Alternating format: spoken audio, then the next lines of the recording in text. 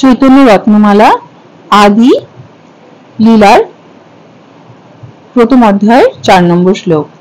শ্রী চৈতন্য মহাপ্রভুর অবতরণের বাহ্যিক কারণ।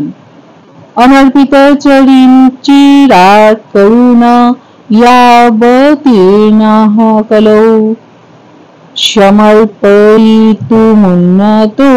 জলরসাম স্বভক্তি শ্রিয়ম হরিঃ পুরুত সুন্দর দুতি কন্দ প্রসন্দীপিতঃ সদা হৃদয় কন্দরে স্ফুরতু বশচিনন্দন।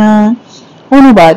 পূর্বে বহুকাল পর্যন্ত যা অর্পিত হয়নি সেই উন্নত ও উজ্জ্বল রসময়ী নিজের ভক্তি সম্পদ দান করার জন্য যিনি করুণাবশত কলিযুগে অবতীর্ণ হয়েছেন, যিনি স্বর্ণ থেকেও সুন্দর দ্যুতি সমূহ দ্বারা সমুদ্ভাসিত, সেই শচীনন্দন শ্রীহরি সর্বদা তোমাদের হৃদয় কন্দরে স্ফুরিত হন। বিদগ্ধ মাধব 1.2। কি বলছেন?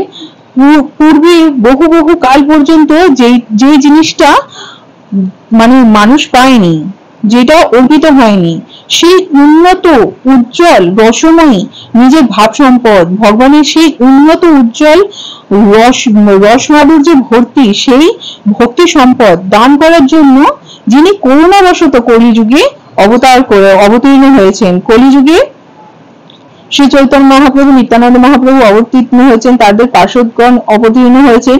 তারা কি হয়েছে? খুবই করুণাবশত তাদের যে গুপ্ত জিনিস, উন্নত উজ্জ্বল রসময়ী ভক্তি সম্পদ, সেটা করুণার বশবর্তী হয়ে চৈতন্য মহাপ্রভু কলিযুগে অবতীর্ণ হয়েছেন, দান করেছেন সেটা। যিনি স্বর্ণ থেকেও সুন্দর, গৌরাঙ্গ মহাপ্রভুর বর্ণের কথা বলছেন যে তিনি স্বর্ণ থেকেও সুন্দর, দ্যুতি সমূহ দ্বারা সমুদ্ভাসিত, সেই শচীনন্দন শ্রীহরি সর্বদা তোমাদের হৃদয় কন্দরে স্ফুরিত হন। জয় শ্রীকৃষ্ণ। রাধে রাধে।